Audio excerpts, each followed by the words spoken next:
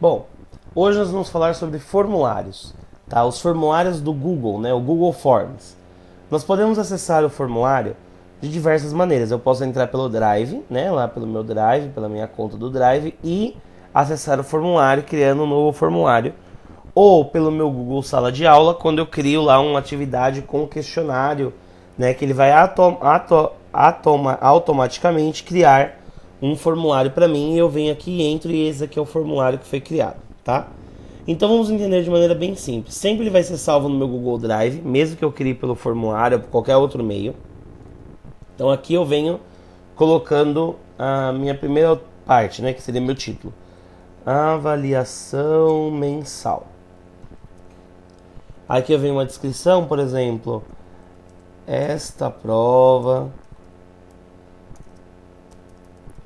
vale de 0 a 10. Né? Respondam todas as questões e tal. Você pode colocar um monte de informação. E aí vem as atividades aqui que eu vou colocar. A primeira que eu indico é você colocar isso daqui, ó, nome, tá? Porque você precisa saber o nome do aluno. E o e-mail? O e-mail nós vamos colocar depois pelas configurações, tá? Então você coloca como obrigatória, tá? E não precisa colocar chave de resposta, até porque o nome não vai ter uma correção. Inclusive, ele corrige automaticamente, tá? Aí aqui a pergunta, por exemplo.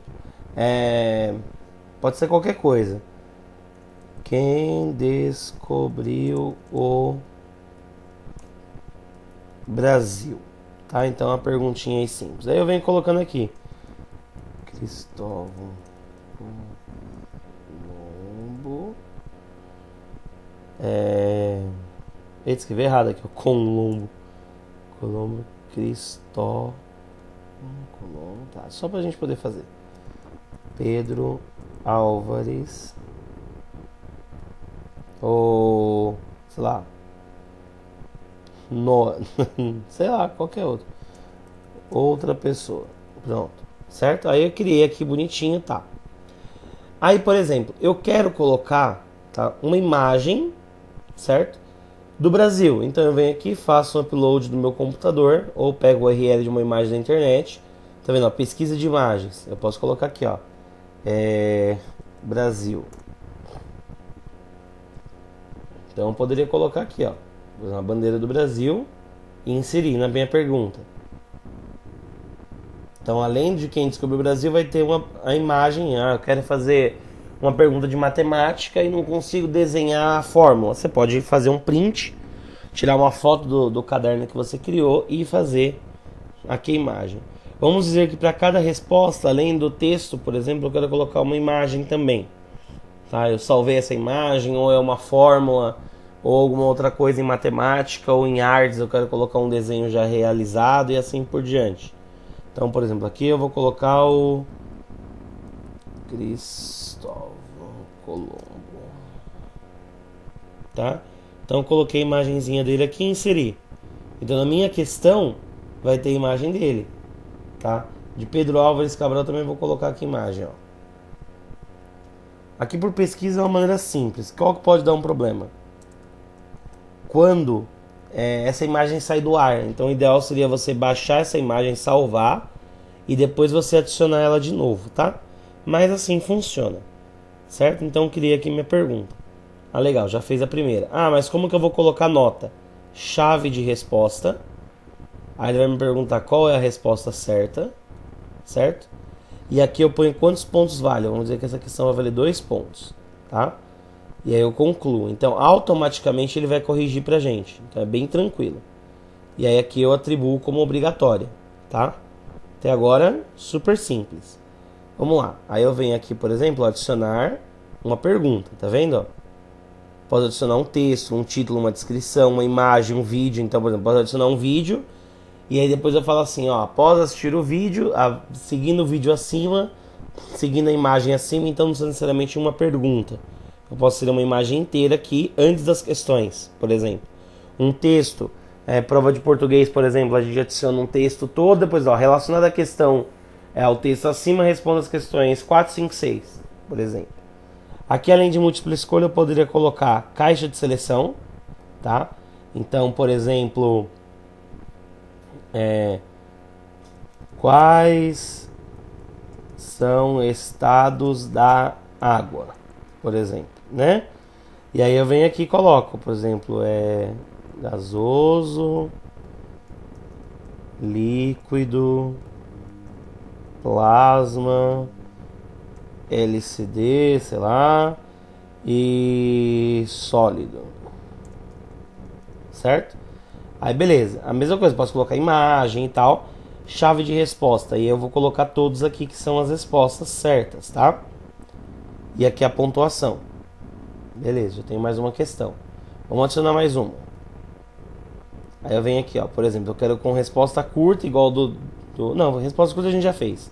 Ó, eu tenho aqui lista suspensa, que é tipo aquele você clicar na setinha e abrir, tá? Eu tenho escala, eu tenho grade de múltipla escolha, eu tenho grade de caixa de seleção, datas, horários, parágrafo.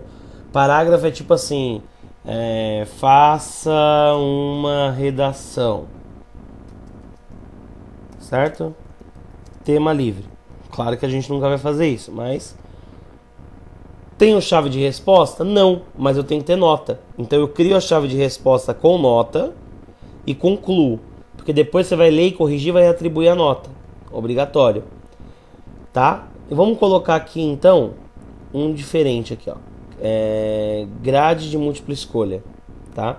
Então, por exemplo, na linha 1 vai ter o quê? Vamos dizer...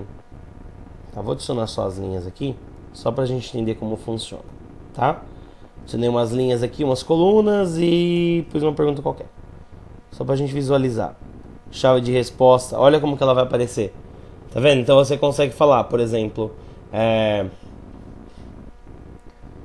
dos estados da água. Então, a água, ela é sólido, líquido ou gasoso. E aí você vai clicando em qual você quer. O gelo, é esse daqui. O vapor, é esse daqui. E assim por diante. E aí que você pode atribuir, caso ele acerte, quanto vale cada uma, entendeu? Porque aqui é como se fossem várias perguntas dentro de uma, tá? Então assim fica um pouquinho mais fácil a gente mensurar o nosso exercício, tá? Então exige uma resposta em cada linha, tá vendo? Cada linha tem que ter uma. Posso ter, por exemplo, 3 colunas e 40 linhas de exercício e assim por diante, tá? Aqui adicionei mais uma, sempre ele vem como pergunta. A diferença de caixa de seleção é que ele pode selecionar mais de uma, tá? Lista suspensa, eu vou adicionar só opções aqui só pra gente ver como funciona. Ó, mesma coisa, eu vou fazer a chave de resposta, ele já aparece como aparece pro aluno. Então ele escolhe qual ele quer, tá? E aí eu escolho aqui a opção 2, por exemplo. Certo? Então aqui eu fiz uma pequena prova. Vamos visualizar. Ó, tá vendo? Você vai colocar o nome, qual que é as opções, outra pessoa não tem foto, óbvio. Tá vendo, ó? Quais são os estados? Faça a redação, então aqui é a resposta grande. E aqui é a caixa de seleção. Então aqui eu consigo ver como que tá o meu exercício, tá? Beleza? Vamos lá. Aí eu venho aqui, ó, respostas. Então aqui nas respostas agora não tem nenhuma. Quando tiver uma resposta, ele aparece gráficos, maneiras de responder, ou eu posso aceitar por alunos. E aqui aceitando as respostas, por exemplo, essa atividade tem que ser feita até o dia 10. Depois do dia 10 você tira aceitar a resposta e já era. O aluno não consegue mais responder. Se você clicar aqui no Excel, ele vai mostrar todas as respostas numa planilha de Excel, tá? Mas vamos às configurações. Primeiro, tema. Tema eu posso escolher uma imagem para o cabeçalho, tá? Uma imagem pronta aí, por exemplo. Certo? Então ele vai ficar em cima da minha pergunta, ó. Tá vendo? Bonitinho. Posso escolher a cor do tema, dos temas aqui. Normalmente essa linhazinha, o fundo e tal. O tipo de fonte que eu posso utilizar e assim por diante, tá? Então esses pequenos ajustes de tema. E aqui as configurações. Aqui é importante, muita atenção, ó. Primeiro, coletar endereços de e-mails. Por quê? Porque assim você limita que o aluno só vai responder uma vez e ele já pede o e-mail do aluno, tá? Limitar a uma resposta. Então ele vai fazer o login com a conta Google dele e só pode responder uma vez. Então é ideal que todo mundo tenha uma conta do Gmail, tá? Aqui você tira o editar após o envio para o aluno não poder mexer e também para ele não ver as outras respostas. Mostrar a barra de progresso é legal, que ele vai mostrando quanto que já fez. Posso embaralhar a ordem de perguntas. Então as perguntas podem vir embaralhadas, tá? E aqui a resposta padrão, sua resposta foi registrada. Tipo, parabéns, querido aluno, Se a gente trabalhar com fundinho, você pode colocar uma mensagem mais carinhosa e tudo mais. E teste, que está criado o teste, ó, imediatamente após o envio. Você vai colocar aqui, ó. Posteriormente, depois da revisão manual. Que aí o que acontece?